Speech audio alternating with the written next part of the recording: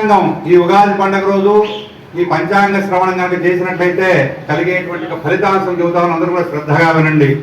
శ్రీ కళ్యాణ గుణావహం, సమస్తమైన శుభకార్యాలన్నీ కూడా మన ఇళ్లలో దొరుకుతాయట.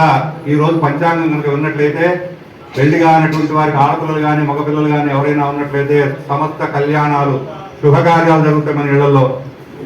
శ్రీ కళ్యాణ గుణావహం రిపుహరం, రిపుహరం రిపుహరం ఇత్యర్థ శత్రు. రిపు అంటే శత్రువు. శత్రువులు మనకు ఎవరైనా ఉన్నట్లయితే వాళ్ళంతా కూడా నిర్మూలనం అవుతారు. రిపుహరం దుస్వప్నదోషాపహం. అట్లాగే అధికార భయాలు, అగ్ని భయాలు, శస్త్ర భయాలు కూడా ఉంటాయి. ఈ సంవత్సరం రాజు సూర్యుడు ఇవ్వటం వలన అగ్ని భయం బాగా ఉంటుంది. అట్లాగే శస్త్ర భయాలు ఉంటాయి అన్నాడు. అధికారుల వలన పరస్పర శత్రువులు కూడా ఉంటారు, అధికారులతో భయం ఉంటుంది అన్నాడు. అట్లాగే చంద్రుడు మంత్రి అవ్వడం వలన ప్రజలు అధికారుల మధ్య మంచి అవగాహనను, అధికారులతోటి ప్రజలందరికీ కూడా మంచి అవగాహన ఉంటుంది అన్నాడు.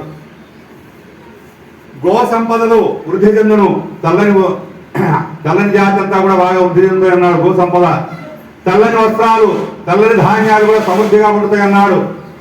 దేవమానం అనుసరించి 60 యోజనముల వెడల్పు, 100 యోజనముల ఎత్తు కలిగి 2 తూముల వర్షం కురియను, 2 తూముల వర్షం కురుతుందన్నాడు. 1 తూము పర్వతాల మీద, 1 తూము భూమి మీద కురుస్తుందన్నాడు.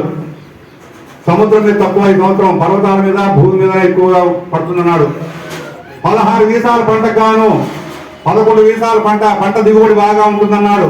పంటలు బాగా పండుతాయి అన్నాడు. కానీ ఎర్రటి పంటలు బాగా పండుతాయి అన్నాడు.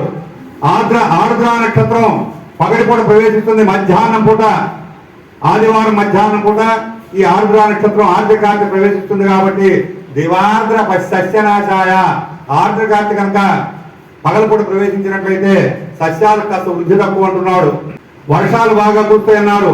నవనాయకుల్లో 9 మంది శుభులు, ఆ 9 మంది నవనాయకుల్లో 3 శుభులు, 6 పాపులు.